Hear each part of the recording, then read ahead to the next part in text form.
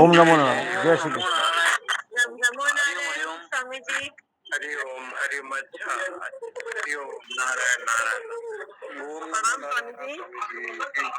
ओम नमो नारायण। तो मैं प्रणाम करता हूँ। नमो नारायण। हरि ओम जी। ओम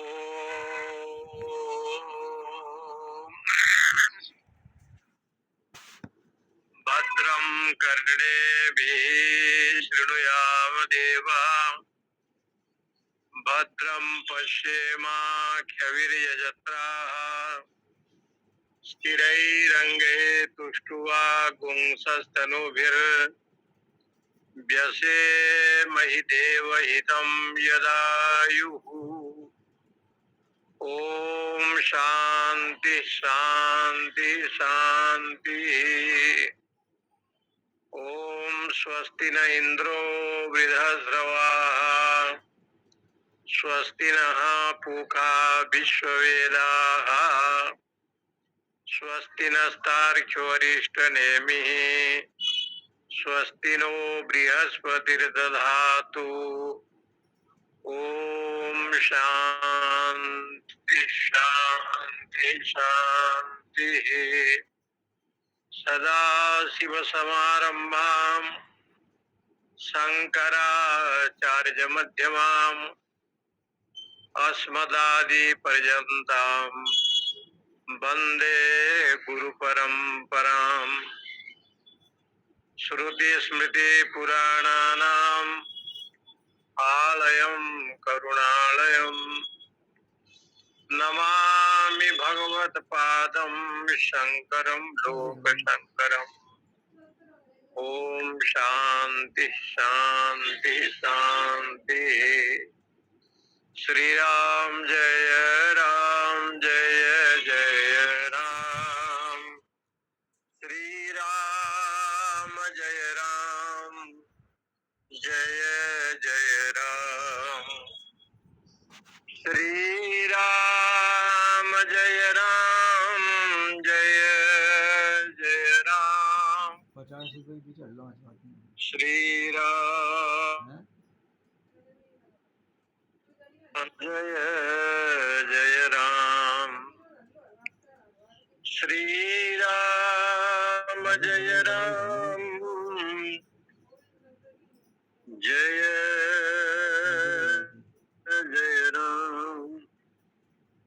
श्री राम जय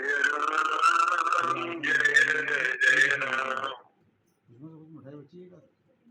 नायमात्मा प्रवचने न लभ्यो न मेधया न बहुना श्रुतेन यमेवैष वृणुते तेन लभ्यो तस्येष आत्मा विवृणते तनुं स्वाम्। न अयम आत्मा प्रवचनेन लभ्य न मेधया न बहुधा श्रुतेन यम एव एष वृणुते तेन लभ्य तस्य एष आत्मा विवृणते तनुं स्वाम्। अथर्ववेदीय मुंडक उपनिषद वेदांत के उच्च कोटि ग्रंथ है। यहाँ पर ये सिद्ध करते हैं कि पुरुष ही अर्थते प्राप्यते गम्यते इति पुरुषार्थ। पुरुषार्थ में दो शब्द है। पुरुष शब्द पुरुष प्लस अर्थ तो बन जाता है पुरुषार्थ। अर्थ शब्द का अर्थ होता है प्रयोजन। अर्थ माने प्रयोजन। अर्थ शब्द का एक अर्थ है कि जिसको जीव यानी प्राणी चाहता है, अर्थते इति अर्थ। रीगतो धातु का रूप है, उसका अर्थ होता है कि जिसको व्यक्ति चाहता है उसको अर्थ कहा गया। अर्थ पुरुष जो प्राणी है, जो जीवात्मा है, ये जीव क्या चाहता है और इनका प्रयोजन क्या है, क्योंकि प्रयोजनम अनुदिश्य मंदोपीन प्रवर्तते। प्रयोजन के बिना मंद की भी प्रवृत्ति नहीं होती। बुद्धिमानों की बात तो छोड़ो, विवेकी पुरुषों की बात अलग है। प्रयोजन के बिना मंदो अपि न प्रवर्तते, बिना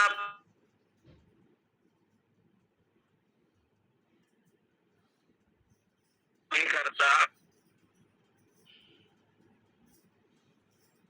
अपने शब्द है कि उसके बिना गौ की भी सेवा करना है और किसी की सेवा करनी है, तो बिना प्रयोजन के भी सेवा करना बड़ा कठिन है। उसमें लाखों में कोई एक होता है जो निष्काम भाव से सेवा करता है। तो ये जो प्राणी है, ये जो जीव है, ये क्या चाहता है? तो कहा कि ये चार वस्तु को चाहता है। धर्म को, अर्थ, काम और मोक्ष, चार वस्तु हुए धर्म, अर्थ, काम, मोक्ष। इसको कहते हैं पुरुषार्थ। धर्म को, अर्थ को, काम को और मोक्ष को। पहले अर्थ होना चाहिए था, बाद में धर्म होना चाहिए था, लेकिन वेद भगवान में ऐसे नहीं लिखा। पहले नंबर धर्म को लिया गया, दूसरे नंबर पर धन को लिया गया, अर्थ को, तीसरे नंबर पर इच्छा यानी काम को लिया गया, और चौथा नंबर पर मोक्ष को लिया गया। धर्म, अर्थ और काम।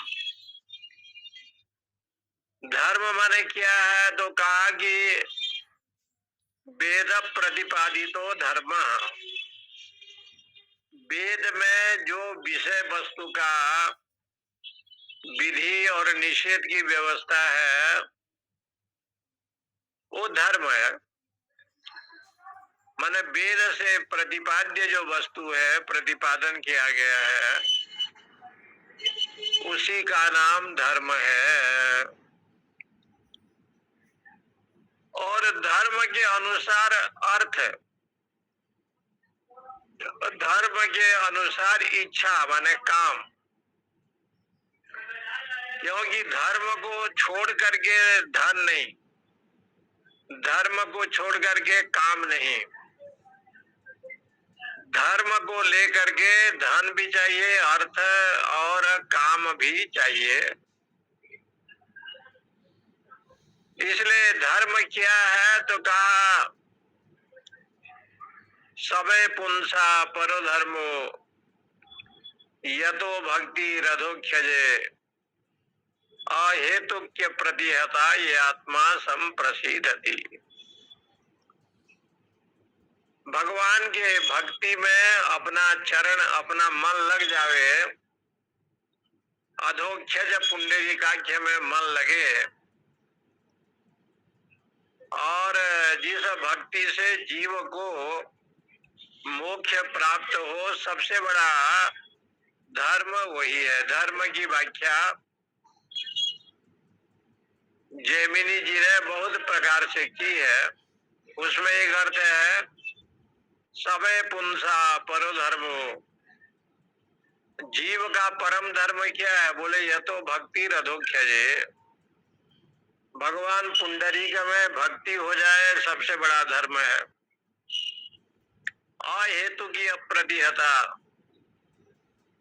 ऐसे कृपा परमात्मा का है जिनका कोई हेतु भी नहीं है, बिना हेतु के भी अनुग्रह जीव में होता है। अप्रतिहता, कोई उसमें रुकावट नहीं है, कोई रोड़ा नहीं है, कोई विक्षेप नहीं है। यह आत्मा संप्रसिद्धति, ऐसे जो आत्मा को प्राप्त करता है प्रसन्न भाव से आत्मा का दर्शन करता है। इसलिए धर्म अर्थ काम ये हो गए तीन गौण, और मुख्य हो गया मोक्ष। मोक्ष को कहा जाता है परम पुरुषार्थ। धर्म अर्थ काम को कहा जाता है गौण। एक गौण होता है, एक मुख्य होता है।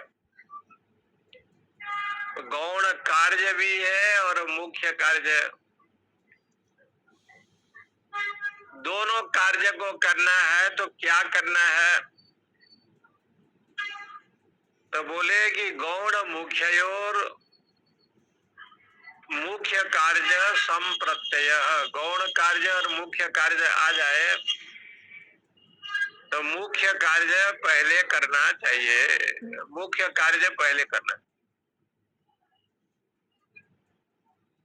इसलिए मुख्य कार्य क्या है तो कहा मोक्ष है। वो मोक्ष क्या है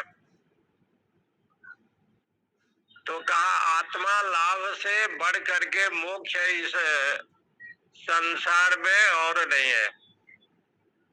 भगवान वासुदेव में प्रेम हो, भक्ति हो, भाव हो, इससे बड़ा लाभ और संसार में नहीं है। परम लाभ सबसे यही। गौण कार्य क्या है तो कहा सुदामा जी को उनके धर्म पत्नी कहती है कि द्वारका जाओ, और 5 घरों का चावल, खुदरा चावल दे करके भेजती है। तो सुदामा जी ने कहा ये तो गौण कार्य है, लेकिन मुख्य कार्य क्या है तो कहा भगवान का दिव्य दर्शन हो जाएगा। Incoming voice call. सबसे बड़ा कार्य यही है, इसलिए मुख्य कार्य है। अयम दु परमो लाभ शुभम उत्तम श्लोक दर्शनम। शुभम उत्तम श्लोक, पुण्य श्लोक का दर्शन हो जावे, सबसे बड़ा लाभ यही है। दीपक का फोन आ रहा है। यम लब्ध्वा चापरम लाभम मन्यते नाधिकम ततः यस्मिन् स्थितो भी दुखेन गुरुणापि विजयते। फोन आया। जिसको प्राप्त करने के बाद और कोई प्राप्त करने की इच्छा नहीं होती। यम लब्ध्वा चापरम लाभम मन्यते नाधिकम ततः, उससे बड़ा लाभ ये संसार में और कुछ भी नहीं है। यस्मिन् स्थितो भी दुखे न, यदि बहुत दुख भी हो, कष्ट भी हो, हेलो गुरुणापि, कैसे दुख हो, बहुत बड़ा कष्टकारी दुख हो, तब भी न विचार लेते। आ जाओ सुंदर।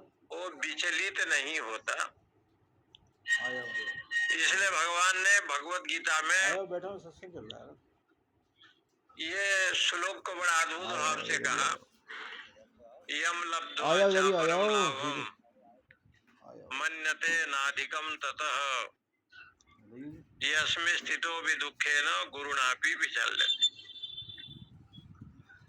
आत्म लाभ से बढ़ करके और कोई लाभ नहीं है। परम पुरुषार्थ यही है।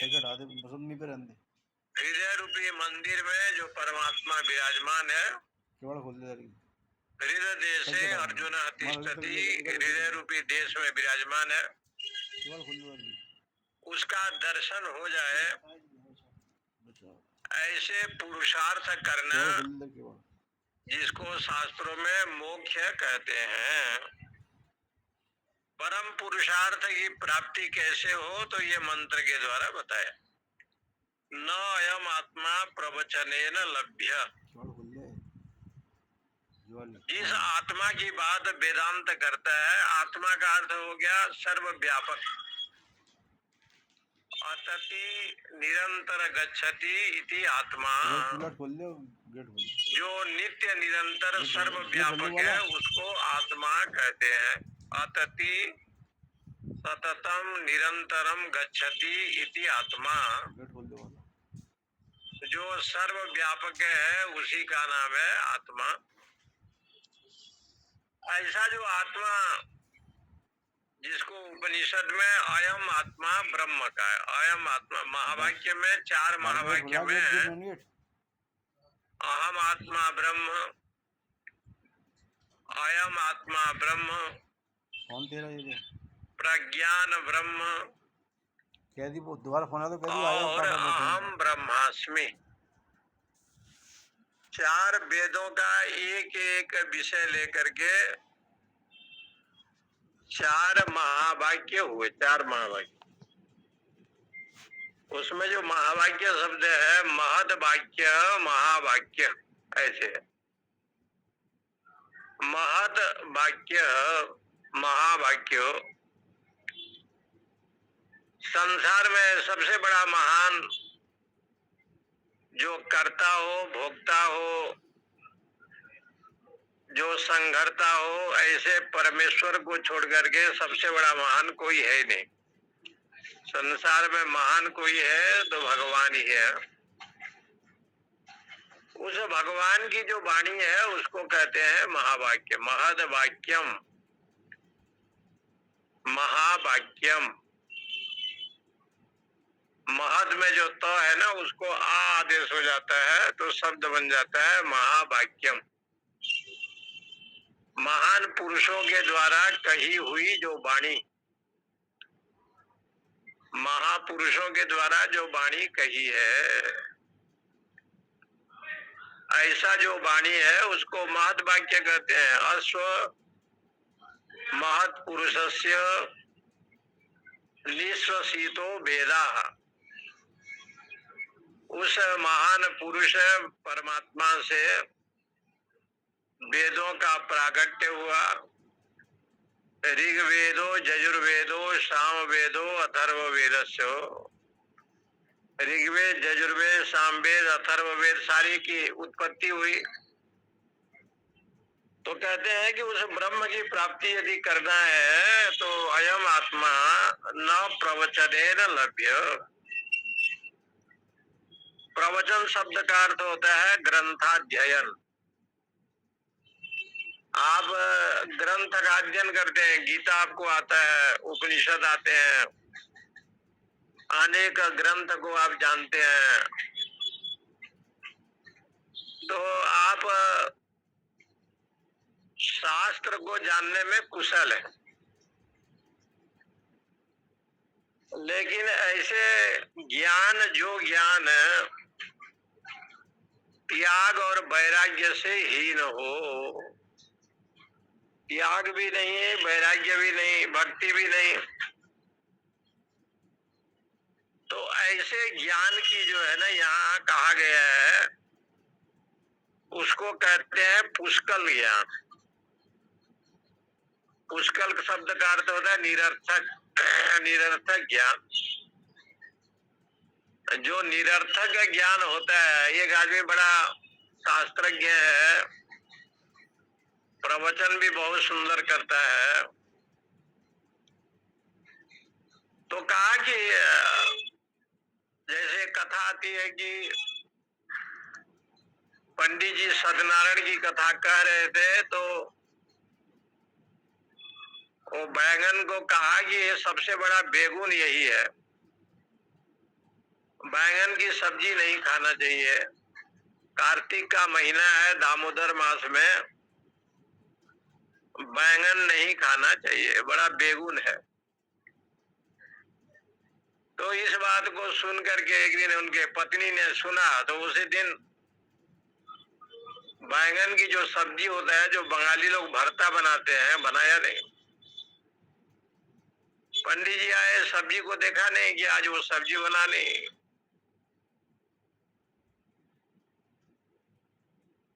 तो ब्राह्मणी से पूछा कि आप आज बनाए नहीं। तो उन्होंने कहा कि आप बोल रहे थे कि वो साग नहीं खाना चाहिए, जो तमोगुणी है, जो रजोगुणी है, उसको नहीं लेना चाहिए, इसलिए मैंने बैंगन को नहीं लिया। तो ब्राह्मण ने कहा कि वो तो श्रोताओं के लिए नियम था ना, हमारे लिए नियम नहीं है। अरे हम तो वक्ता हैं, प्रवचन करने वाले हैं, हमारे तो विधि और निषेध वाक्य होता है, श्रोताओं के लिए होता है। इसलिए वेदांत कहता है कि भाई यदि आप अधिकारी हैं और ज्ञान के पिपासु हैं, मुक्ति की इच्छा करते हैं, मुमुक्षु हैं, तो सम दम तितिक्षा उपरति श्रद्धा समाधान षट संपत्ति में कोई संपत्ति तो अर्जित करो। सम हो, दम हो, जितेंद्रिय हो। इसलिए भागवत जी में देवता लोग अमृत की घड़ा लेकर के जब आए तो सुखदेव जी ने मना कर दिया, बोले इनको कथा नहीं सुनाएंगे क्योंकि ये इसके अधिकारी नहीं है। जो अधिकारी है उनको जो है ना कथा श्रवण कराना है। तो ये प्रवचन शब्द जो आया है, प्रकृष्ट वचनम प्रवचनम, बहुत सुंदर साहित्य चाटुकारिता, बहुत सुंदर सुंदर शब्दों से वो बोलता है, इसी को प्रवचन का। शास्त्र को पढ़ता भी है, लेकिन पर उपदेश कुशल बहुतेरे, जे आचरही नर न घनेरे। दूसरे को उपदेश करने में तो प्रवीण है, स्वयं आचरण नहीं करता। ऐसा जो प्रवचन करने वाले लोग हैं उनको मैं प्राप्त नहीं होता, भगवान कह रहे हैं। इसलिए वेद कहता है नायम आत्मा प्रवचनेन लभ्य, प्रवचन के द्वारा भी मैं प्राप्त नहीं होता, क्योंकि वो जो प्रवचन है वो शुष्क प्रवचन है, जिसमें कोई रस नहीं है, नीरस नीरस प्रवचन है। इसलिए प्रवचन शब्द का सीधी सीधी अर्थ भगवान शंकराचार्य ने लिखा है, पुष्कलम वेद शास्त्र अध्ययन बाहुल्येन प्रवचनेन न लभ्य। वेद को भी पढ़ा है, शास्त्र को भी जानता है, अध्ययन भी किया है, लेकिन ज्ञान वैराग्य भक्ति से रहित है, तो ऐसे प्रवचन से मैं प्राप्त होने वाला नहीं। वो रिझाता है, लोग दरबार को रिझाता है, लोग दरबार को रिझाता है। तानसेन ने कहा कि हम अपने गुरु के पास जा रहे हैं, तो उस समय सम्राट जो अकबर था उसको लेकर के आए, वो भी गुरु दर्शन करता था। और निधि वन में, जहाँ आज भी वृंदावन में लोग विश्राम नहीं करते रात को, और ये कथा प्रचलित है कि वो जितने उस वन में जितने झाड़ी है, पेड़ पौधे वृक्ष लता है, सब गोपी के रूप में है। तो रात को सब संध्या के बाद सब चले जाते हैं, और उस समय हरिदास महाभाग हुए रहते थे, जो ललिता के अवतार माने जाते हैं, ललिता देवी के अवतारी थे। बाकी बिहारी जी को प्रसन्न करने के लिए रात में संगीत गाते थे अपना अकेले। और तानसेन जी आए, उन्होंने जान करके संगीत को थोड़ा अशुद्ध कर दिया, पढ़ा। तो हरिदास ने कहा बेटा ऐसे होना चाहिए, और हरिदास ने जब संगीत प्रारंभ करने लगे तो अकबर जी बहुत प्रसन्न हो गया, उसको नींद आ गई।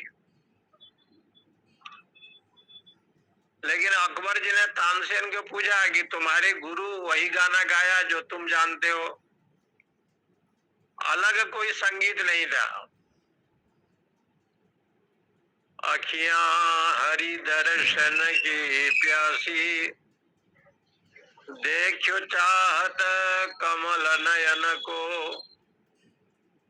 निसी दिन रहत उदासी, अखियां हरि दर्शन की प्यासी। राग भैरवी जो अपने आप में बड़ा अद्भुत है।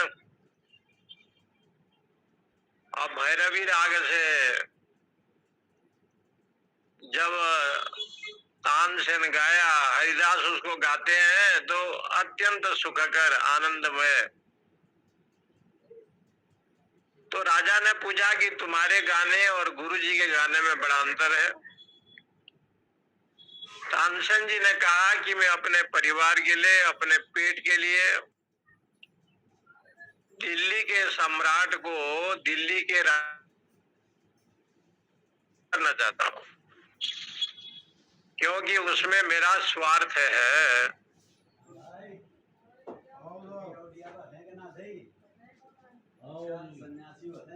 हरिदास तो स्वयं प्रसन्न होने के लिए वो भजन गाते हैं। वो किसी को प्रसन्न करने के लिए नहीं गाते, कोई धन के लिए नहीं, कोई जन के लिए नहीं, उनके जीवन में कोई कामना नहीं। वो तो अपने आनंद की प्राप्ति करने के लिए स्वांत सुखाय तुलसी रघुनाथ गाथा, अपने अंतःकरण को प्रसन्न करने के लिए भगवान रघुनाथ का मैं वंदना करता हूँ। इसमें मेरा कोई महत्व नहीं है। गोस्वामी जी ने कहा स्वांत सुखाय तुलसी रघुनाथ गाथा, भाषा निबंध मति मंजुल मात नोती। ये जो मैं भाषा लिख रहा हूँ, ये तो मैं केवल उस शिव को प्रसन्न करने के लिए और अपने आनंद की अनुभूति करने के लिए। तो जहाँ पर आपका अपना आनंद, आप भजन करते हैं, जप करते हैं, सत्संग करते हैं, तो आपको आनंद आता है कि नहीं आता है? यदि आपको आनंद आता है तो समझ लो कि भगवान को भी बड़ा अच्छा लग रहा है। और सत्संग भजन करने पर अपने कोई अच्छा नहीं लगता तो समझ ले हृदय में जो परमेश्वर बैठा है उसको भी अच्छा नहीं लगता। इसलिए यहाँ पर कहा गया है आत्मा प्रवचनेन न लभ्य। प्रवचन शब्द का अर्थ होता है प्रकृष्ट वचनम, केवल शास्त्र की बात कहता है। और ऐसे शास्त्र का अध्ययन है जो पुष्कल है। पुष्कल का मतलब सूखा, जिसमें त्याग वैराग्य भक्ति नहीं है, ऐसा जो ज्ञान। भागवत जी में आया एक जगह पर कि ये कलयुग में लोग क्या करेंगे, तो वहाँ बताया है कण लोभे न सरिता। धन के लिए लोग जो है शास्त्र को बेचेंगे, ऐसे बताया। धन के लिए लोग जो है शास्त्र को बेचेगा। जो आज चरितार्थ है, एक श्रीमद् भागवत कथा करानी है तो आपको इतना देनी है, राम कथा करानी है तो ये करनी है। एक गांव में पुरी के शंकराचार्य निश्चलानंद जी को बुलाए। गांव वाले से बेचारे 2 लाख रुपए इकट्ठा किया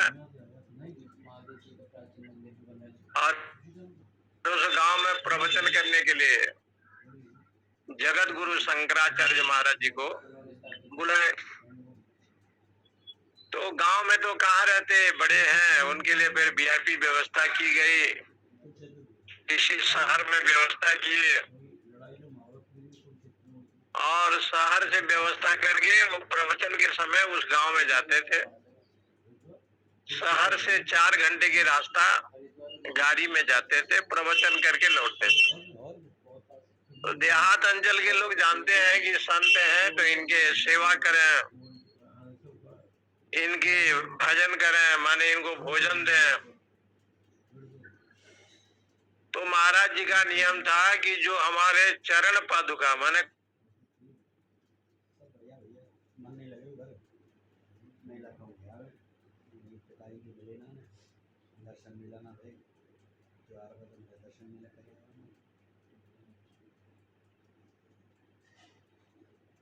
बुला ले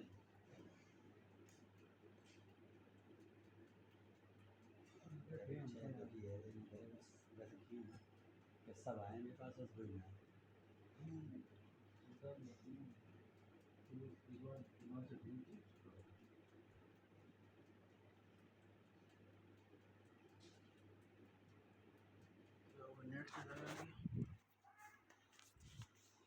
वो आदमी घर में से धक्का दे के बाहर निकाल दे, उस देरी भी क्या जाना फिर।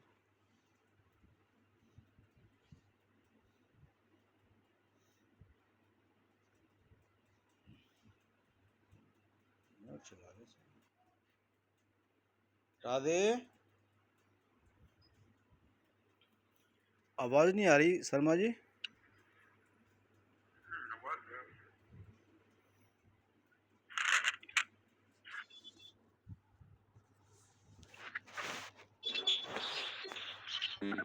हम ये है लाइन पे।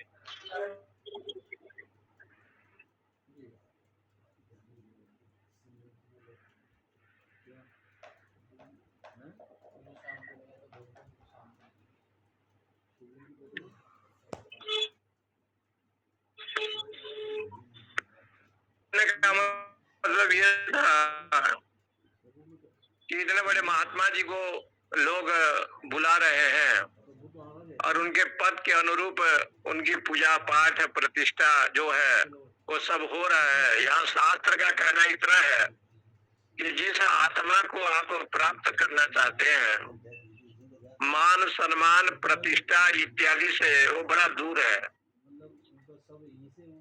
वो कोई उपाधि वाला नहीं है, निरुपाधिक है। और निरुपाधिक जो चैतन्य है जिसको ब्रह्म कहते हैं, उसको यदि कोई प्राप्त करना चाहता है तो यहाँ प्रवचन शब्द का विरोध नहीं है। प्रवचन शब्द का अर्थ यहाँ रूढ़ी अर्थ में है कि प्रवचन जो विषय है, क्योंकि वेदांत में आया स्वाध्याय प्रवचनाभ्याम मां प्रवदितव्यम। स्वाध्याय और प्रवचन से प्रमाद न करे। प्रवचन सुनने से और कहने से ये होता है कि जीवन में अज्ञान का नाश होना चाहिए। इसलिए सदगुरु का लक्षण, आचार्य का लक्षण यही किया कि आचिनोति सर्वशास्त्राणि,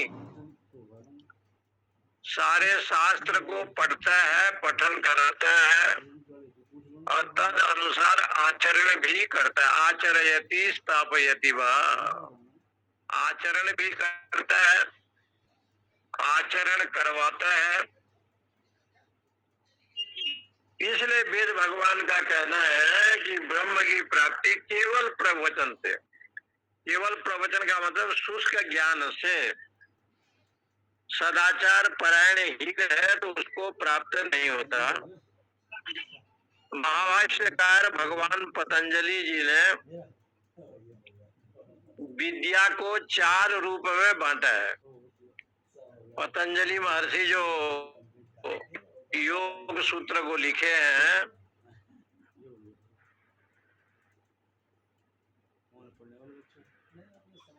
उन्होंने 4 प्रकार के विद्या को बांटा है। पहले कालेन, दूसरा है बोध कालेन, तीसरा है आचरण कालेन, चौथा है प्रवचन कालेन। ये देखो, विद्या चतुर्भी प्रकारेण शोभते, विद्या 4 प्रकार के शोभा देती है। पहला लक्षण क्या है? स्वाध्याय कालेन, शास्त्र का जो स्वाध्याय होता है, गीता उपनिषद वेदांत का जो स्वाध्याय करते हैं आप, ये स्वाध्याय काल को पहले लिया। पहले स्वाध्याय करे। स्व माने आत्मा, अध्याय माने पढ़ना। स्वाध्याय शब्द का अर्थ होता है स्व माने आत्मा, और उसका अध्ययन करना। आत्मा सच्चिद आनंद स्वरूप है। इस प्रकार से चिंतन भी करे, मनन भी करे, और इस प्रकार से श्रवण करे और बार बार निधिध्यासन करे। इसको कहते हैं स्वाध्याय काल। ये स्वाध्याय काल है। गीता उपनिषद वेद वेदांत स्वाध्याय में यही है कि आप सच्चिदानंद आत्मा है, आप देह नहीं है। देह को लेंगे तो जगत आएगा, और आत्मा का ग्रहण करेंगे तो ब्रह्म आएगा। इसलिए ब्रह्म सत्य हो गए हैं, और जगत नाम के कोई सत्ता नहीं है, इसलिए मिथ्या है। ब्रह्म सत्यम जगन मिथ्या, जीवो ब्रह्मेव नापर। जीव और ब्रह्म में कोई भेद नहीं है, एक है। ये स्वाध्याय काल आया। दूसरे नंबर पर आया बोध काल। स्वाध्याय जब करते हैं किसी ग्रंथ का, तो उसको बार बार चिंतन करें। ये ग्रंथ में ये कहा, ऐसे क्यों कहा, उसको बोध करे। हृदय में हृदयंगम करे, चित्त में हृदयंगम करे, बोध काल। तीसरा नंबर का काल है आचरण काल। जैसे शास्त्रों में कहा है उसके अनुसार आचरण करे। काम ऐसा, क्रोध ऐसा, रजोगुण समुद्भव। रजोगुण से ये लोग जन्म लेते हैं, तो रजोगुण को छोड़े। इसलिए कहा जो आचरण काल है, आचरण, ये तीसरा नंबर। चौथा नंबर में रखा है प्रवचन काल। प्रवचन काल तीसरा नंबर में रखा है। प्रवचन करे माने उपदेश करे। इसलिए गुरु क्या करता है? शास्त्र का स्वाध्याय भी कराता है, और श्रोत्रिय ब्रह्मनिष्ठ महापुरुष उपदेश भी करते हैं, क्योंकि उनके जीवन में वही सद्गुण है, त्याग वैराग्य इत्यादि है। इसलिए 4 काल बताया, स्वाध्याय काल, बोध काल, आचरण काल, प्रवचन काल। अब प्रवचन काल को अंतिम में रखा, क्योंकि उपदेश देने का अधिकारी भी जीवन में होना चाहिए। नायम आत्मा प्रवचने न लभ्य न मेधया। मेधा कहते हैं, मेधा शक्ति को बहुत सुनने पर भी मैं नहीं प्राप्त होता। ब्रह्म की प्राप्ति नहीं होती, न मेधया। इसका मतलब सुने नहीं, बोले नहीं, सुने। मेधा शब्द का अर्थ होता है धारणा करने की शक्ति। कोई शास्त्र का कोई शब्द को तुरंत आप स्मरण कर लेते हैं। ब्रह्मचर्य जितना होता है उतना मेधा शक्ति बढ़ता है। सात्विक वृत्ति जितना बनता है, मेधा शक्ति का जन्म होता है। तो बोले केवल श्रवण मात्र से भी मैं प्राप्त नहीं होता। इसका मतलब क्या है कि श्रवण करके उसके बाद जो है बार बार मनन और निधिध्यासन भी करे। न बहुना श्रुते न, बहुत सुनने पर भी। कहा कि सुनने पर प्राप्त क्यों नहीं होते, आत्मा को क्यों प्राप्त नहीं करते, तो कहा कि श्रुते न शब्द का अर्थ होता है बहुत श्रवण करता है, और श्रवण करता है तो श्रवण कैसे करता है उसके ऊपर एक उदाहरण आता है। रामायण का श्रवण करता है, एक व्यक्ति रामायण का श्रवण करता है। बहुत लोग बैठे हैं, वाल्मीकि रामायण का श्रवण कर रहे हैं। रामायण सुनते सुनते बहुत दिन हो गया। जब समाप्ति की ओर आया तो एक सज्जन खड़ा होकर के व्यास जी को पूछा आपकी पीढ़ी ने वो देखा है कि एक संशय हो गया है। तो व्यास जी ने कहा कि क्या संशय है? तो कहा राम असुर थे कि रावण असुर थे, थोड़ा ज्ञान नहीं हुआ। उन्होंने कहा कि भाई इतना सुनाया, 9 दिन से वाल्मीकि रामायण सुन रहे हो। बोले महाराज ये ज्ञान तो नहीं हुआ कि रावण असुर है कि राम असुर है। तो व्यासपीठ पर जो विद्वान बैठा था उसने कहा कि राम असुर नहीं है न रावण असुर है, असुर मैं हूं जो तेरे जैसे आदमी को सुनाया। मैं वास्तविक में असुर हूं। इतना दिन कथा सुना, कथा सुनने का काम तो वो व्यक्ति ने कई दिन तक किया, लेकिन राम को भी नहीं जान रहा है और न रावण को। रावण को न पहचान पाता है न राम जी को। तो कथा व्यास ने कहा कि भाई साहब असुर तो हम हैं जो तुम्हारे जैसे को कथा सुनाए।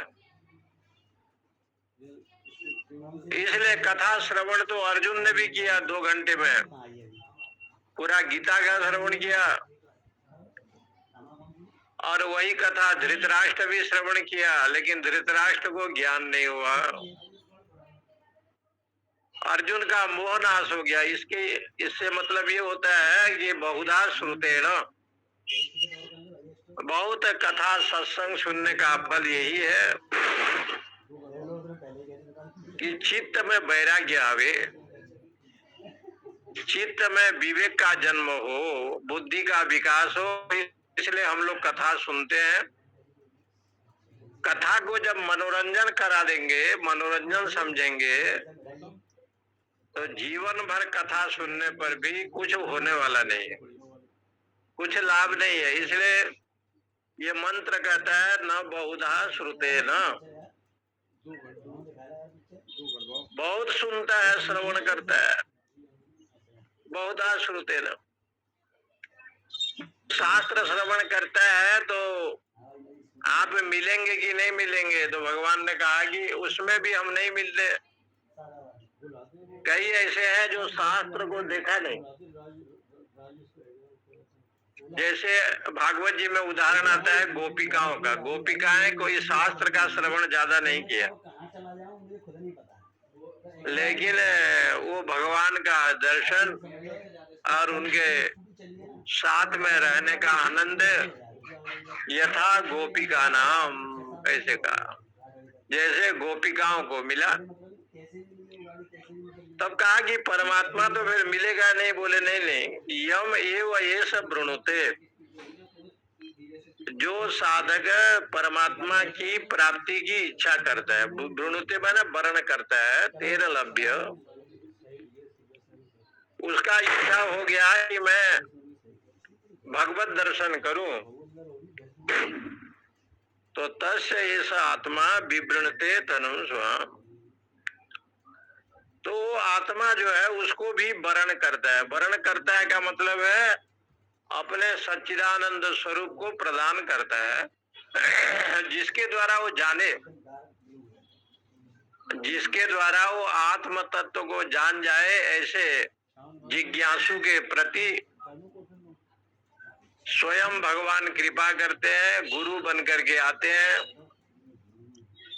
श्रवण मनन निधिध्यासन कराते हैं और वो शक्ति प्रदान करते हैं जिसके द्वारा उस ब्रह्म तत्व को वो प्राप्ति कर सके। इसका मतलब वो आत्मा को वर्ण करना चाहता है। आत्मा को वर्ण करना चाहता है का अर्थ है कि परमात्मा की प्राप्ति की इच्छा करता है। तो कहा परमात्मा की भक्ति की इच्छा तो करता है, तो बोले परमात्मा अभी ये जो परमात्मा है, ब्रह्म है, सच्चिदानंद है, इसको प्राप्ति करने का इच्छा करता है। प्राप्तुम इच्छति, तो कहा कि वो यदि उसको प्राप्त करने की इच्छा करता है, वर्ण एष परमात्मा लभ्यो, उसको प्राप्त करने की इच्छा कर, जैसे जगदम्बा पार्वती जी महादेव की इच्छा करती है शंकर जी मिले, और तपस्या करती है गौरी कुंड में, स्वयं भगवान शंकर ही तपस्वी वेश में वहाँ सेवा करते हैं। उनके लिए बेलपत्र, फूल, गंगा जल, चंदन माता रानी को देते थे। लेकिन कई दिन हो गया जब शिव जी का दर्शन नहीं हुआ, तो देवी जी के मन में थोड़ा क्षोभ आया कि शिव का दर्शन नहीं हुआ। तो कहते हैं कि सप्तर्षि जब मिलेंगे तो तुम्हें उसके बाद शिव का दर्शन होगा। सप्तर्षि मिले, सप्तर्षियों ने कोई ज्ञान की बात नहीं कही, उसने उन लोगों ने शिव जी के शरीर में क्या क्या लक्षण है वो सब बताया। महादेव सकल अवगुण भवन, विष्णु सकल गुण धाम, जेहि मन जेहि सन रमई, तेहि तेहि सन तेहि काम।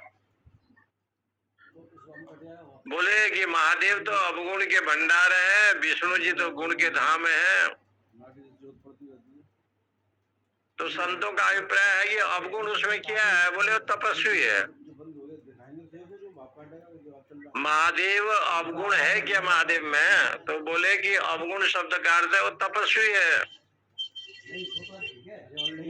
तो कहा कि तपस्वी कौन है? बोले जिसके कमरा नहीं होता, मकान नहीं होते, जिनके खाने पीने की व्यवस्था एक जगह पर निश्चित नहीं होता, कहाँ पर सोए, शयन की व्यवस्था नहीं है, और जो कोई संग्रह नहीं करता। और ये सब लक्षण जो है ना शिव जी में घटित है, इसलिए महादेव जी बड़े अवगुण के भंडार है। कुछ विद्वानों का मान्यता है कि अवगुण शंकर जी क्यों हो गए, तो क्या खाने लायक जो पदार्थ है उसको खाया जाता है, विष को तो खाया नहीं जाता है। लेकिन भगवान शिव जी ने विष को पान किया, शंकर जी ने विष का पान किया। देवताओं ने देखा कि शिव विष का पान करते हैं, तो भगवती नाराज हो गई। उन्होंने कहा ये विष पान कराया किसने? इसके सूत्रधार कौन है? तो पता चला कि देवता लोग हैं। समुद्र मंथन तो देवता अपने स्वार्थ के लिए कर रहे हैं, और विष आया तो पान करने की शक्ति देवता में नहीं है, और विष पान करा रहे हैं शिव जी को। इससे बड़ा अवगुण क्या हो सकता है? जगदम्बा हंसने लगी, कहा कि देखो विष पान तो वही का जो सदाशिव हो, क्योंकि शंकर का एक नाम है सदाशिव,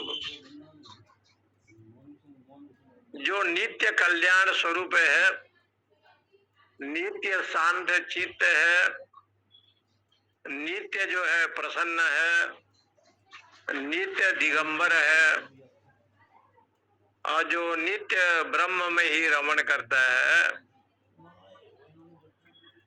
वही तो ये संसार के विष को पी सकता है।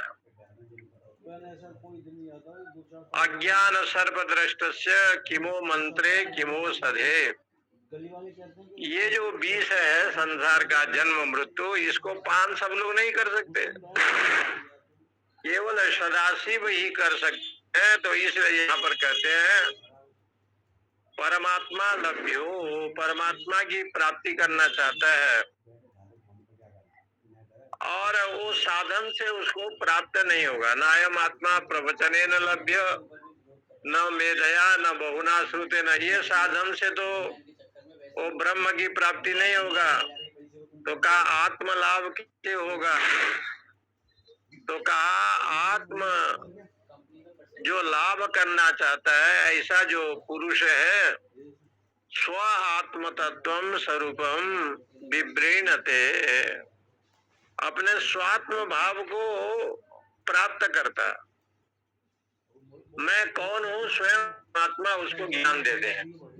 तो देह नहीं, तो दुखी नहीं, तो सुखी नहीं, चिदानंद रूप शिवोहम शिवोहम, चिदानंद रूप तुम्हारा है।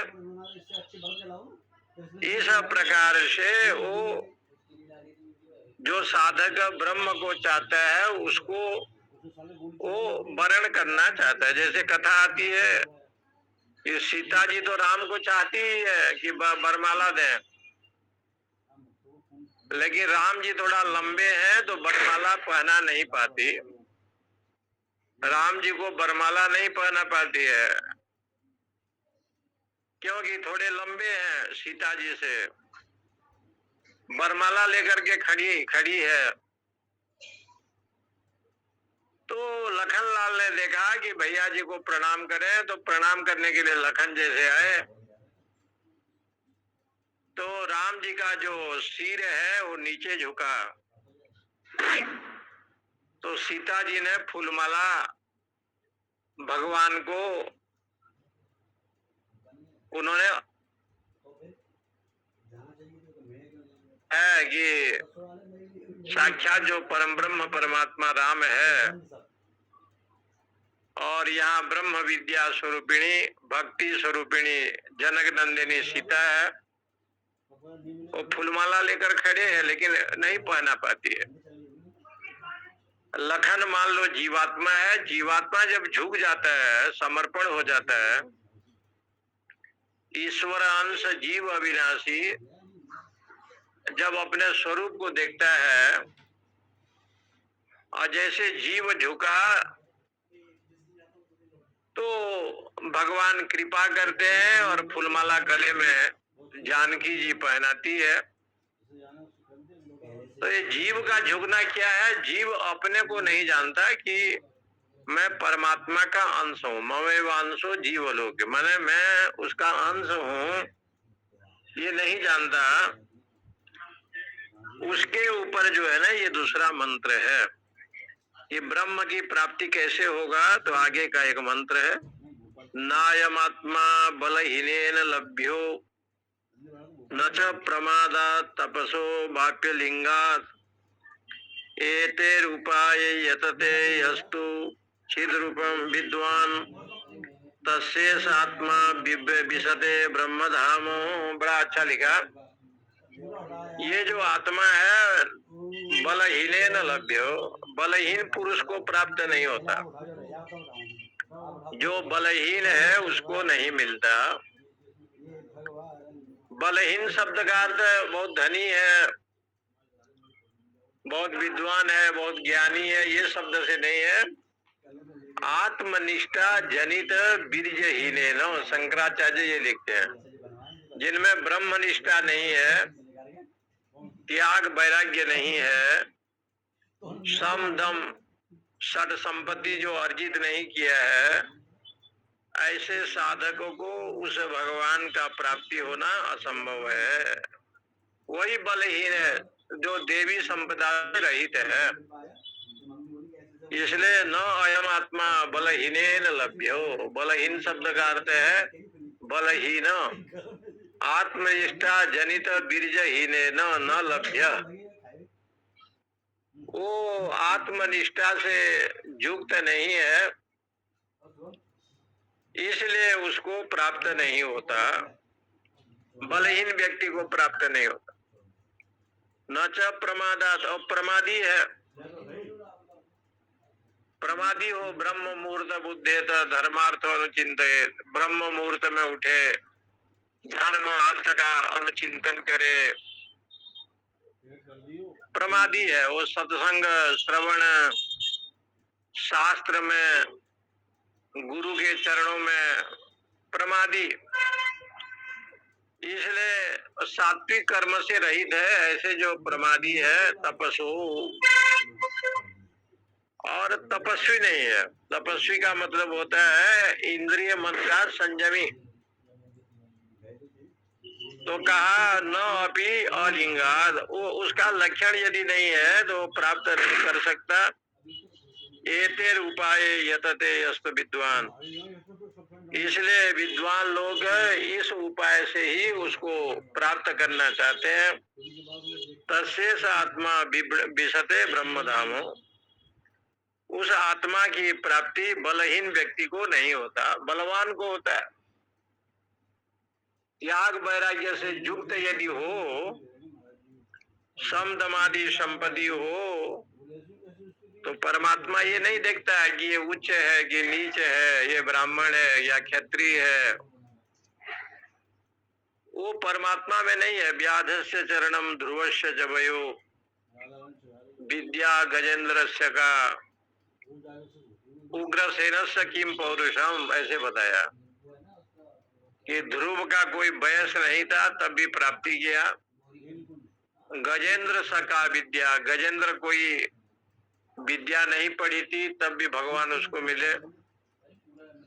इसलिए ध्रुवस्य जबयो उग्रसेनस्य किम पौरुषम, उग्रसेन तो जेल में बंद थे तब भी भगवान ने दर्शन दिया। कहा कि किसी प्रकार से ईश्वर जाति वर्ण ये सबसे दूर है, और उसकी प्राप्ति तो कहते हैं तपोत्र ज्ञानम, ज्ञान के द्वारा और उस के माध्यम से। तस्येष आत्मा विशते ब्रह्मधाम, उस आत्मा की प्राप्ति करता है और ब्रह्म लोक में जाता है। माने आत्मा की प्राप्ति का मतलब है कि ये पूंजी जिसके पास होगा उसका जो आवरण है ना, वो आवरण की निवृत्ति हो जाती है। विद्यते हृदय ग्रंथि छिद्यन्ते सर्व संशया, क्षीयन्ते चास्य कर्माणि तस्मिन् दृष्टे परावरे। उसके हृदय की जो गांठ है ना वो नाश हो जाता है, तो आवरण का विनाश है। स्वयं परमात्मा कर देते हैं। आप उनका ध्यान साधन भजन करें तो स्वयं वो कृपा करता है। शास्त्रों में यही बताया, उनकी अनुग्रह हो जाता है। अब प्रभु कृपा करो यही भांति, सब तेजी भजन करो दिन राति। ऐसे कृपा जो है भगवान स्वयं करते हैं और ब्रह्म विद्या की प्राप्ति होती है। ओम पूर्णमद पूर्णमिदम पूर्णात् पूर्णमुदच्यते पूर्णस्य पूर्णमादाय पूर्णमेवावशिष्यते। ओम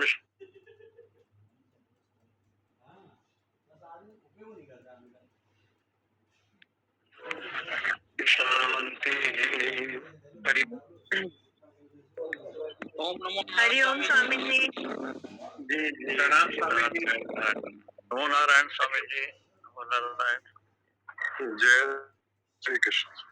ये जो विद्या के चार गांव पतंजलि के उसमें आता है नहीं स्वामी जी? जी विद्या के जो चार चरण बताए पतंजलि योग सूत्र में? नहीं, योग सूत्र में नहीं है, महाभाष्य में। अच्छा, उनका महाभाष्य है। व्याकरण का ग्रंथ है ना महाभाष्य। अच्छा, पतंजलि महाभाष्य। हाँ, महाभाष्य में आया है वो। बहुत बढ़िया। वो विद्या चतुर्भी प्रकारे ऐसे है, चार प्रकार। अच्छा, चरण भी हुआ है। बढ़िया लिखा है। चलो, मैं भी सोच रहा था अभी जो समस्या देश में वो यही है, स्वाध्याय के बाद सीधे प्रवचन में आ गए, तो बोध काल और आचरण काल निकल गया। करते रहे सीधे प्रवचन में आ जाते हैं। तो पता है कि तीन, इसलिए कथाओं का फर्क है समाज में। वो खुद आचरण में नहीं है, खुद बोध में नहीं है, तो प्रवचन सीधा आ गया स्वाध्याय के बाद। स्वाध्याय करे, दूसरे का बताया बोध काल, बोध काल, फिर आचरण, स्वाध्याय के बाद बोध, आचरण और प्रवचन, आचरण काल, ये तीन के बाद जो है ना वो प्रवचन करे। बहुत बढ़िया। इसलिए कथाओं का फर्क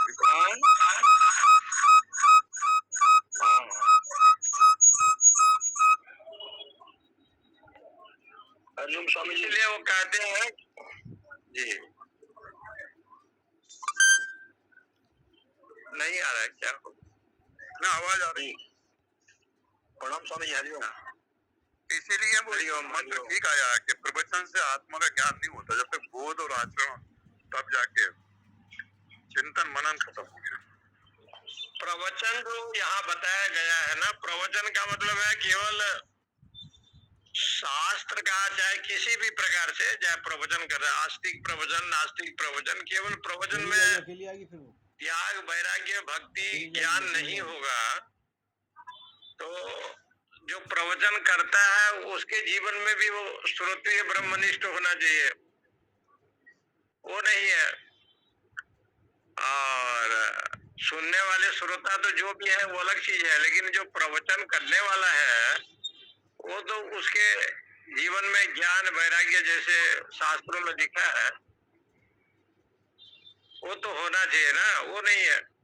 ये तभी स्वामी जी कहते हैं वाणी का जो इम्पैक्ट है ना वो नहीं आ पाता उसमें, क्योंकि जब तक कहता ही नहीं हूँ कि बैंगन नहीं खाना लेकिन खुद खाता हूँ, तो क्या होता है, मैं खुद तो वो नहीं करता लेकिन कहता दूसरों को ये नहीं करना या ये करना है, लेकिन मैं उसको अपने आचरण में नहीं लाता, तो वाणी नहीं लाता। हरिओम स्वामी जी, ये जो वाल्मीकि रामायण में जो आया है, जानत तुम्ही होई जाई,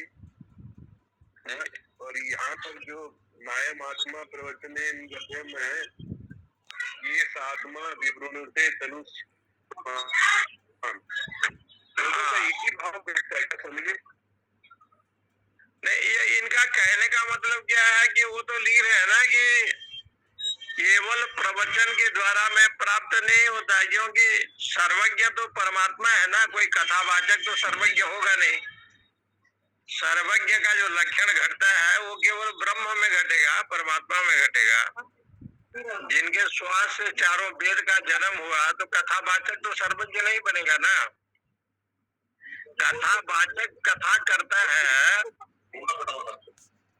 तो कथा जो भी करते हैं वो अज्ञान की निवृत्ति के लिए कथा की जाती है, लेकिन कथा जो है विद्या भोग करी, जस सुख करी, विद्या भोग विलास दे, धन के द्वारा भोग वृत्ति बने,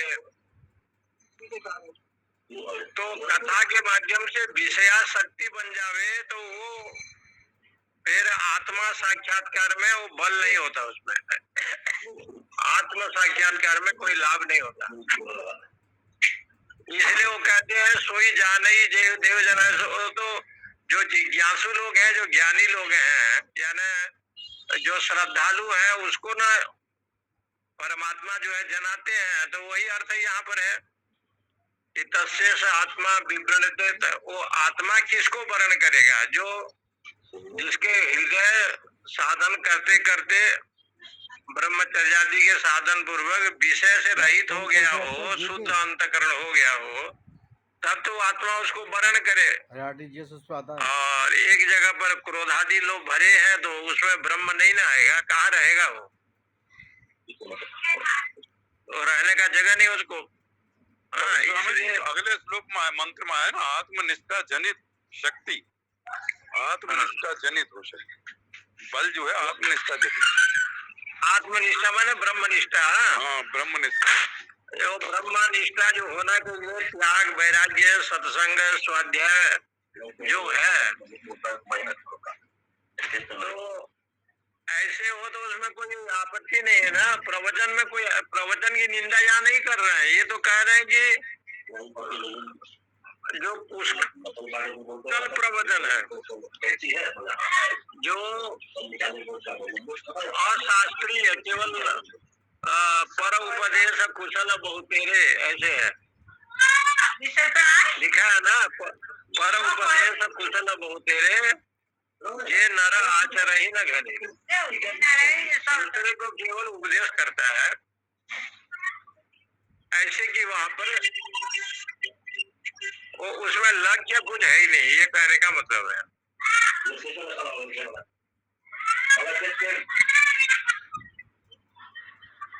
एक एक एक जिज्ञासा और स्वामी जी, जैसे भगवान शिव ने विष का पान करा और कंठ में रखा, मान लो जो विषय हैं, विषय भी विष की तरह हैं, जो बाह्य विषय हैं ये विष की तरह हैं। तो इसका मतलब ये है कि विषयों को आप मनोचित्त में न जाके कंठ तक ही सीमित कर दो, मतलब कंठ में रख लें। कंठ में रखने का मतलब ये है कि चित्त में न ले जाए, मनोचित्त में विषय प्रवेश ना करें। लेकिन वो कंठ में वही रख सकता है ना जो होगा। हाँ योगी, क्योंकि हृदय में जाएगा तो फिर हृदय में राग द्वेष आ जाएगा, फिर विष बढ़ जाएगा। इसलिए उन्होंने कहा कि गरल सुधा सम करहि मिटाई, गरल को अमृत बना देता है, ऐसे आया एक शब्द। गरल को जो है ना वो अमृत बना देता है, शत्रु को मित्र बना देता है। ऐसे भगवत कृपा हो जाए तो इसलिए महादेव जी को सदाशिव कहा ना, सदाशिव ही विष को पान कर सकते हैं, लेकिन गले में रखा तो इसका मतलब गले में जब चाहे उल्टी हो जाएगा, गले में उलट भी देंगे, विष है तो उलट भी देंगे तो उल्टी हो जाएगा, लेकिन पेट में जाएगा तो उल्टी कैसे करेंगे, तो फिर शरीर में आ जाएगा। इसलिए जो कड़वा वाणी, निंदा या अज्ञानता, राग द्वेष, ये सबको विष को बताया। यही विष को जो है ना गले तक रखे, पेट के अंदर न ले। ये तो हलाहल विष है, राग द्वेष इत्यादि जो विष है ये बहुत बड़ा विष है। इसको गले में रखेंगे तो उल्टी कर देंगे, महादेव कभी उल्टी भी कर सकते हैं, इसलिए वो गले का प्रतीक माना गया है। ये विष को जो है ना पेट में कभी न ले। यही है, गले के नीचे लगे नहीं, जरूरत पड़े उसको उल्टी करके बाहर निकालना। तो उल्टी तो हो ही जाएगा, गले में रहेगा ना। गले में कब तक रखेगा, कब तक रखेगा, तभी उल्टी हो जाएगा। हर चीज का एक व्यवहारिक पक्ष भी है, मतलब कई जगह लगता है सुनने के बाद कि एक व्यवहारिक पक्ष भी है और एक सैद्धांतिक। लेकिन ज्ञानी पक्ष ये है कि जो अज्ञान रूपी विष है उसको तो अंदर जाने नहीं देते, तो बोले आप वो विष को अंदर जाने क्यों नहीं देते हो, तो कहा अंदर में मेरे हृदय में भगवान विराजमान है, विष कहाँ रहेगा। विष को वहां न रखेंगे जहाँ रखने का स्थान होगा, इसलिए हृदय में तो विष्णु विराजमान है, वहां तो विष जा नहीं सकता, वहां तो क्षीर सागर का प्रवेश है। तो गले में कैसे ले गए, बोले गले का स्थान जो है ना वो महादेव जी का है। महादेव अपने जगह पर विष को रख सकते हैं, क्योंकि विष का पान उसने किया और उसके पान के बाद दूसरा कोई विष पीने वाला नहीं है, दूसरा कोई विष पीने वाला नहीं है। उनके गले में सांप है, नागेंद्र है, लेकिन वो भी विष नहीं पीता है। जब शिव जी ने विष पी लिया तो दूसरे लोग की शक्ति कहाँ है जो विष पिए। इसलिए आप शिव बन करके माने इस प्रकार से अधिकारी बन करके संसार के विष को पान कर लें, लेकिन गले में रख दें। गले में रख दें मतलब उसको अंदर में हृदय में न ले जावे, क्योंकि जब भी आपके सिद्धांत है उसको आप उल्टी कर सकते हैं, उसका नाश कर सकते हैं, वमन कर सकते हैं, माने जोगी ये कर सकता है, उसमें शक्ति है।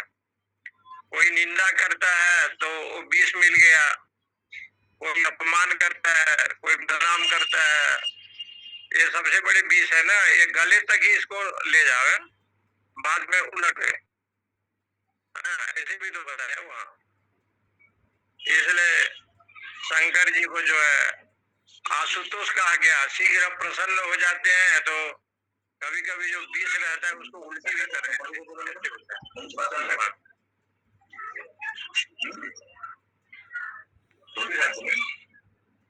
बहुत बढ़िया।